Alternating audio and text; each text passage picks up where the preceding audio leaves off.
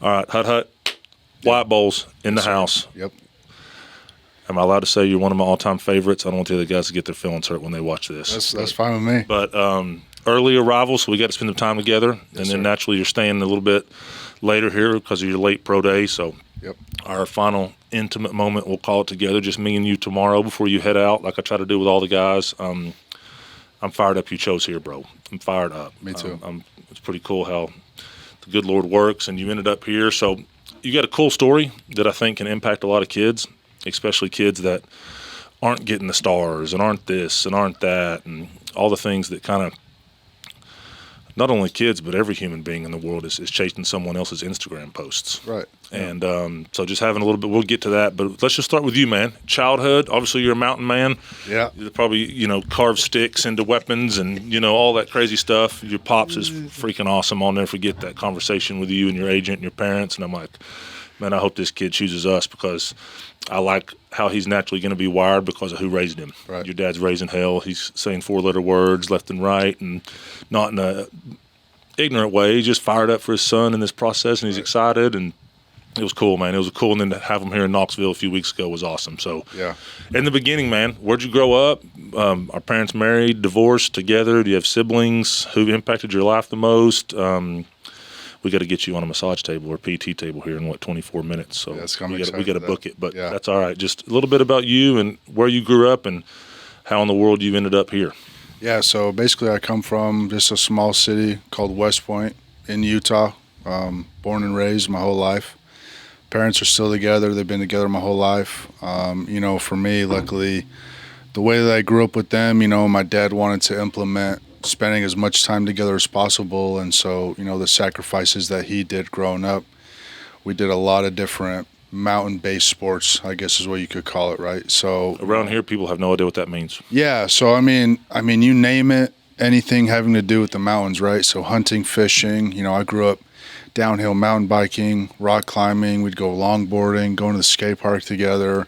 We really got into skiing and snowboarding really heavily. So I have 2 younger sisters, and so my whole family skis, but I'm the only boarder. And I think it was around when I was about like 10 years old when he was like, all right, we're going to all get into this, like pick what you want to do. And so I hopped on YouTube and I just looked up skiing versus snowboarding. And I was like, you know what, like snowboarding looks way cooler to me. So I was the only one getting lessons for that. And then the rest of my family, they were all learning how to ski. And, that really took off for us for a lot of years. We did that a lot together, really. So was there somewhere close to your house? You just go down the street? Or did you have to take like weekend trips? Yeah, no, I mean, I think the closest resort for us was probably about 45 minutes to an hour, depending on traffic and whatnot. Like even me and my siblings, we ended up, I think when we were around 14, 15, we ended up getting like a bus pass. And so like our parents would drop us off a place called Ogden, Utah, and then the bus would take us all the way up to the ski resorts. And so we would do that after school, like 2-3 times a week. That's awesome. So we'd get done with school, go home, put on our gear, and then either my mom or dad would take us to the bus stop, and we would go up and that's cool. And ride. So your pops, and I don't know how comfortable you are. I know we talked a little bit about his childhood and some things he made sure he changed as a father, which is cool. Right. It makes me admire and respect him. Every father should try to be better than what their father was, their earthly father. for sure. And then we still screwed up as dads. But even when he might not be with you, he was making sure that you and your siblings were together and that Right. bond. I saw something the other day that said the only people on the planet that you'll spend your entire life with are your siblings. Right.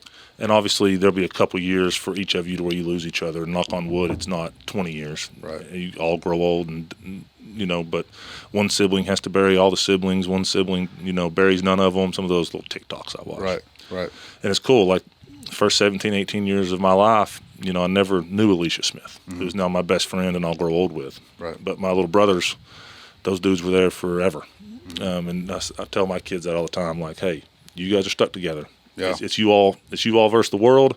Put your spouses first one day, but nobody's ever going to love you like your siblings, and nobody's ever going to truly be there your whole life. So that's pretty cool. I've been seeing a lot of that lately. Yeah, it was cool. I mean, even for me growing up, as the older brother, I'd always find myself doing kind of like some of the girly activities with them, right? Like we'd be watching the shows they want to watch because there's always 2v1, right? Yeah. And then, we'd be doing some other stuff. We'd always we'd be playing downstairs and we would do this. Golly, I don't even know what we'd call it, but we'd get all like the cushions together and jump off the sofa, and we'd just have a great time together. Our childhood was really fun together, and it's even funny, looking at where we each of us are right now. Like my youngest sister, like she's about to be a manager at a baker shop. So she loves to bake, like that's like her thing. She loves to put icing on cake, and she loves it. And then the sister who's closer to my age, like she's like that cowgirl, just absolutely gritty, hard worker. And it's just different how we've all kind of, we grew up the same way, but like looking at it, how we're all different in our own way. And it's really cool to see. And not to go down psychological rabbit hole here, but I'm into that weird stuff, as you know, hanging out with me. Like, yeah. Good parents, great parents, you can always tell that all they did was tell their kids, you can do it. Yeah. Like, not, hey, do this. You just pour confidence into your kids so they know they can do what they love. And sure. That's pretty cool. Football player, cowgirl, baker, like that's because I'm assuming, I shouldn't assume, but I'm assuming Dad just your whole life like, hey, work hard, do things the right way, but do what you love and be good at it. And by the way, you are good at it. Right. So that's awesome, man. Like I said, I got a high opinion of your pops, and I don't even really know him, but I can obviously spending time with you. All right, cool. So then, boom, do you go straight to Utah State out of high school? How did your football journey? Now let's go childhood to high school. Did you always play football? Did you start playing football when you were a junior in high school? What's your football story? Yeah, so I started playing football when I was about 7. My dad was a coach, and he was a coach all throughout my little league. And I remember after my first year, I told him I wanted to quit. Like I've always been kind of a softie at heart, and there was just something about it that like almost kind of scared me in a way. And I told him, I said, I don't want to do this anymore. He's like, too bad. Like, you're gonna do it. And thank goodness he did. So luckily I was able to grow up with some really good kids that I'm still in contact with today, and that was a blast. And I actually really enjoyed high school too. That was really fun for me, and the coaches that I had there really started to show belief in me way before I did, And I remember having those conversations where, my head coach at the time was like, dude, like, you could get your school paid for. And I'm just sitting there like, really? Like, I've always kind of had that self-doubt in my brain for the longest time. And, I still struggle with it today even. And so my whole senior year, I was actually committed to Nevada, Reno. That was like my biggest offer at the time, and you know how it works. They're like, hey, listen, if you don't commit, like, we're going to move on. And so I wanted to secure my spot.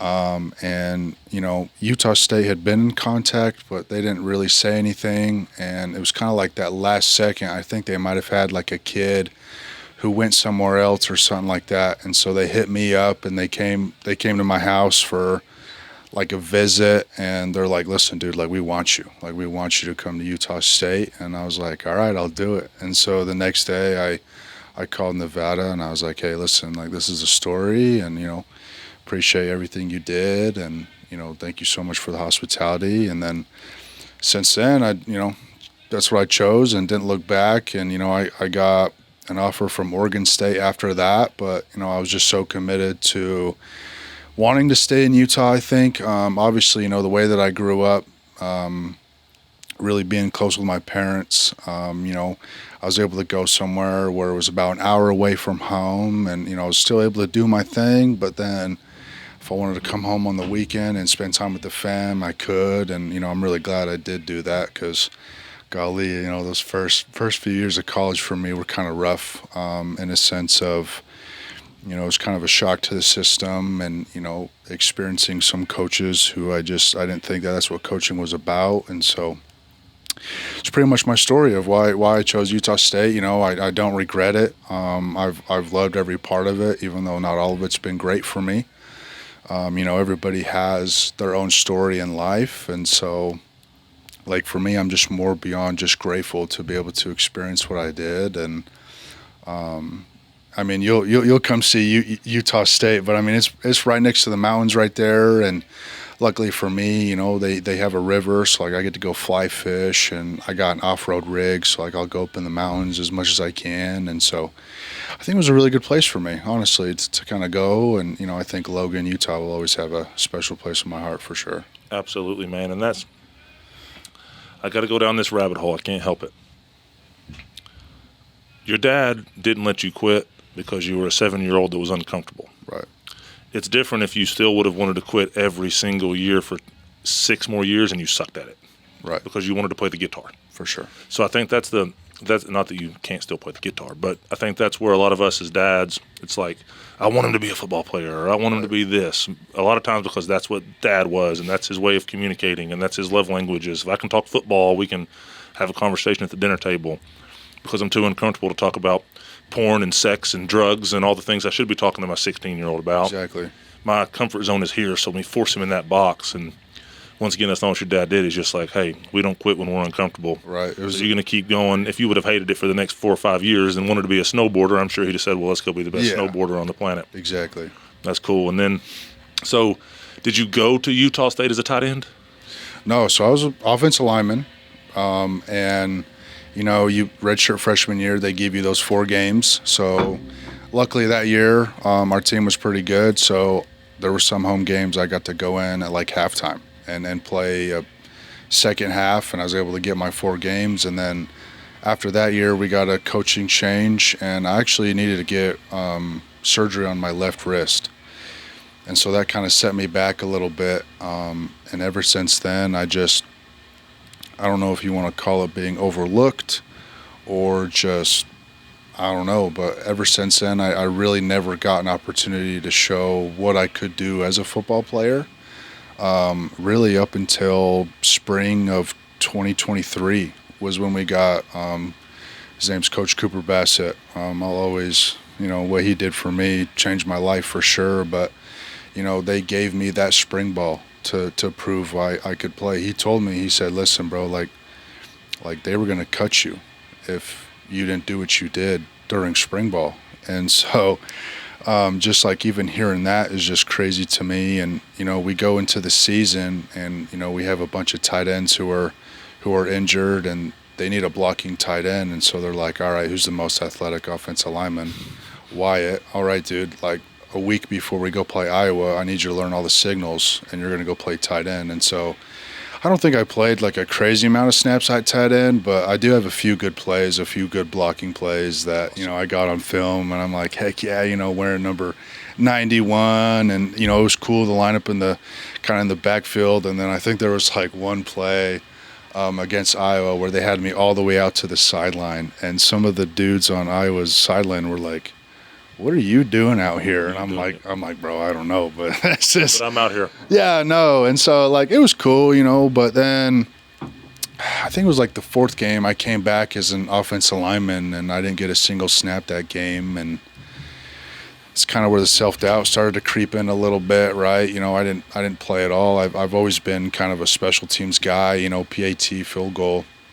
And it wasn't until we got to UConn of 2023 the guard who was in just wasn't doing well, and so Coach Coop was like, hey bro, like get ready, I'm about to put you in. And he put me in, and I think we scored in like maybe 4 plays, if that, like right before the half. And ever since then I never came back out, and I was the starting left guard. And then that was kind of where my draftable grade came from, was that season. I started to get a lot of interest from agents during the summer, and talking to a lot of different guys. And then going through the season of 2024, I was able to start at left guard, I'd rotate into right guard, and then I even played left tackle a few games, really, which was pretty fun too, just kind of being out there on the edge and stuff. So yeah, that's kind of my story with Utah State, and the positions I played and kind of how it all panned out. So, and I think for any of our kiddos that are watching this, whether you're football, basketball, baseball, soccer, tennis, whatever, girl, boy, doesn't matter, like, don't get discouraged because you're in chapter 3 of your book. Exactly. Like, and I know it's easier said than done. Right. I mean, I'm a victim of that, 37 years old. But, like, we get so obsessed with the chapters sometimes, it's like, just let the book play out. And tight end to self-doubt. And then, talk about the coaching thing. Saw a podcast with Mike Tomlin, and I got a ton of respect for Mike. He was actually at Clemson's Pro Day today with Marcus. Okay. But one thing he says is like, I ain't trying to hear all that. He can't learn, or he can't do this, or he can't do that. Like, this is pro football. Right. These are the best players on the planet. Like, you're getting paid a lot of money to coach him. That's your literal job. So if he can't do something, it's because you can't get him to it, to the point you need to get him to. Where, coaches in their ego, it's like, all right, that kid's out of my way. This kid's out of my way. Same thing for it's like being a parent. Like, I have 4 kids. 3 of them might respond to something that the other one doesn't. Right. That doesn't mean screw you. I'm just going to worry about these 3, and you go figure it out on your own. Right. Like, but coaches, man, I've been there, and we're not going to talk about names or start throwing people under the bus or whatever. Just in general, like, every single person learns different. Every single person needs to be coached different. I had an abusive, alcoholic father when I was a teenager. He was awesome when I was little. I've told you a little bit about it. Mm-hmm. So coaches were always on my ass.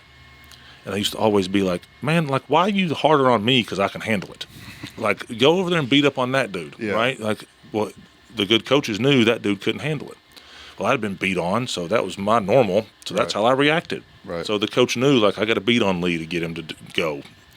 And that dude, if I beat on him, he's going to collapse. So I had some great coaches. I just didn't understand it when I was young. Right. As I've gotten older, man, and started coaching some of these kids, and obviously what we do here, it's like everybody needs to be coached different. And as a coach, that is your literal job. You are the father-ish of this room of people, whether it's O-line or receivers or whoever.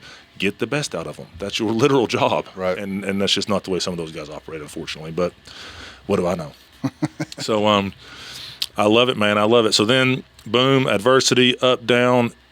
And that's another thing you said with your mind. I appreciate you as big and burly and tough as you are to be able to say, yeah, I still struggle. Like, it's okay to not be okay. That's the shift I think we're going to as men is like, listen, bro, don't come in here every day crying, telling me that your belly hurts and, your mom was mean to you. And like, but at the same time, when you can feel yourself spiraling or feel your brain getting after you, like, it's okay to grab somebody. Exactly. Everybody needs somebody to believe in them and tell them, hey, bro, you're good. Right. Like, we can tell ourselves everything we want, but when someone else, whether it's a coach or whoever, says, hey, man, you got it. It's like, okay. Yeah, it's different, Yeah, it's just different, man. It's different. So that's awesome. Well, boom. Obviously, Mr. Chip hit me up, your agent, and said, I'd like to get you on a Zoom call with this guy and meet his parents and see if this is something you want to do. So why did you choose Triple F? And you don't have to sit here and throw a plug out there, but just in general, why here? I mean, honestly, it was just everything that you had said on that Zoom call, really. Like, it really just, I had a conversation immediately after the call. I called up my parents, and I was like, what do you guys think? And they're like, bro, we want you to go out there as soon as you can. Like, we love this guy. Like, we loved everything he had to say, and I think it really stood out to him. You had mentioned there's more to it than just the combine stuff.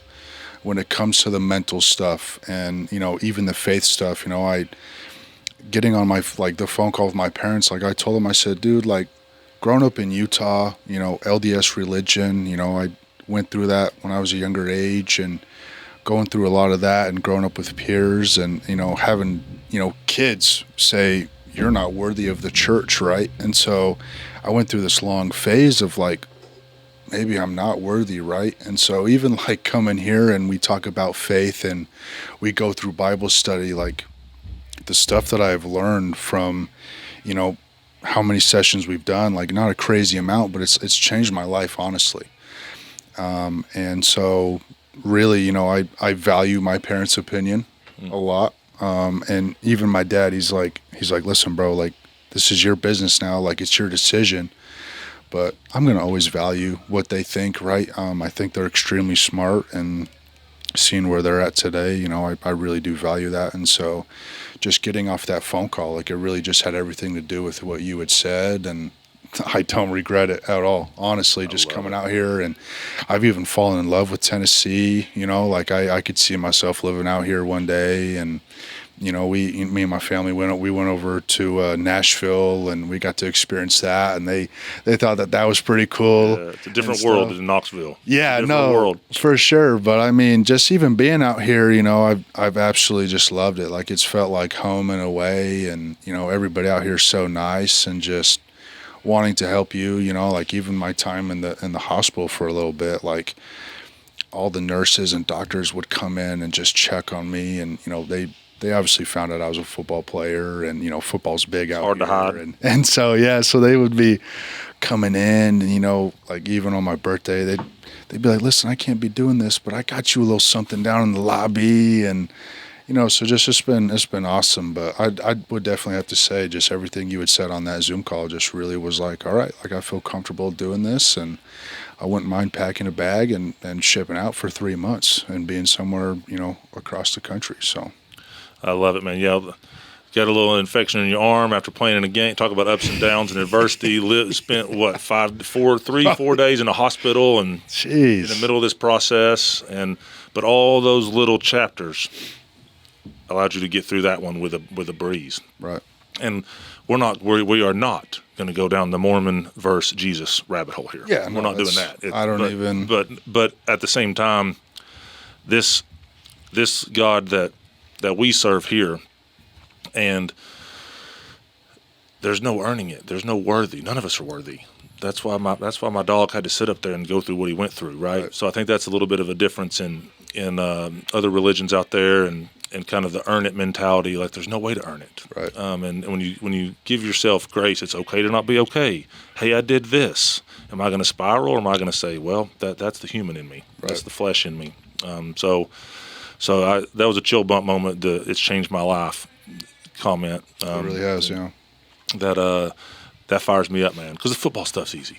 Like, not to toot my own horn, but that's the easy part. Right. Like, that's me, Rodney, Felice, Breno. Could just say a prayer for Breno. Lord, help Breno be okay. We've all been hitting the head too much. We like to have a good time, but football's easy. Yeah. Like, what separates dudes at the next level is all the other stuff. Right. And that's what fires me up is kind of really digging into all that other stuff, because Rich is going to get you bigger, faster, stronger, body by Rich, and 100%. The football stuff. You got a pretty good resource with all these buddies of mine that are here. So I love that other stuff you valued, and it, like you said, it helped move you forward as a man, because then that's only going to help if the chapter gets cloudy. You don't know, bro. Like, knock on wood, you roll your ankle. Yeah. Knock on wood, a roster decision gets made that you don't agree with because you played your ass off. But it's a salary cap deal. They have a guard that has guaranteed money, and the wrong team drafted you. Not the wrong team, but a team that, who knows? Yeah. I got cut before I ever got started. Right. I got fired again later. I got traded. That's the stuff that you're going to be fine. Not to mention, you've played tight end. NFL's an athletic game now. Right. Go get people. We've had this conversation. So You're going to be fine, dude.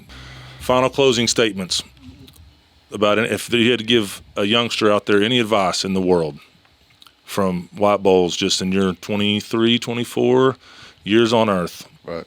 Whether it came from your dad or your mom or whoever, just a little piece of advice for kids downstairs that might be going through something, or might not believe in themselves, might have self-doubt, might have a coach that, beats them down more than lifts them up, like anything. Somebody, girlfriend just dumped them, or mom's sick, or whatever. Just somebody struggling out there. What's your advice with all the chapters you look back on in your life? Something that was implemented in me when I was younger was kind of a saying that my dad made up, and it was never give up, never give up, never give up. And so profound. And so, yeah, ever since I was a kid, that's always been in the back of my mind. And, I wish we had more time, but like, even, during my time at college, I remember sitting on a phone call with my dad, and he's like, quit. Like, literally, he told me to quit football because it was so bad for me mentally. And, it was a few years and I wasn't playing. It was the same story every time. Like, you have so much potential, dude. I was on the phone with him one night, and he's just like, quit. And that saying just got that's been implemented in the back of my mind, is just never give up, never give up, never give up. And so no matter what you're going through,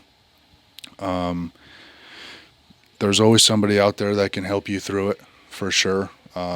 you know, reach out if you ever need help with anything. I mean, even if you want to reach out to me, you know, hit me up on the socials. And, you know, even me, like I've been through some stuff for sure, mentally down that road. And so I would just say, just keep pushing forward, and you don't know what's going to happen because, you know, look where I am now. Like I'm sitting here at Triple F preparing for the next chapter of my life. And if we look back 3 years ago, I thought football was going to be done for me after college. And so it's just been an absolute blessing, and I'm grateful for everything that's happened. But, you know, just if you ever need help with anything, just don't be afraid to reach out, because everybody goes through it. So. Drop the mic.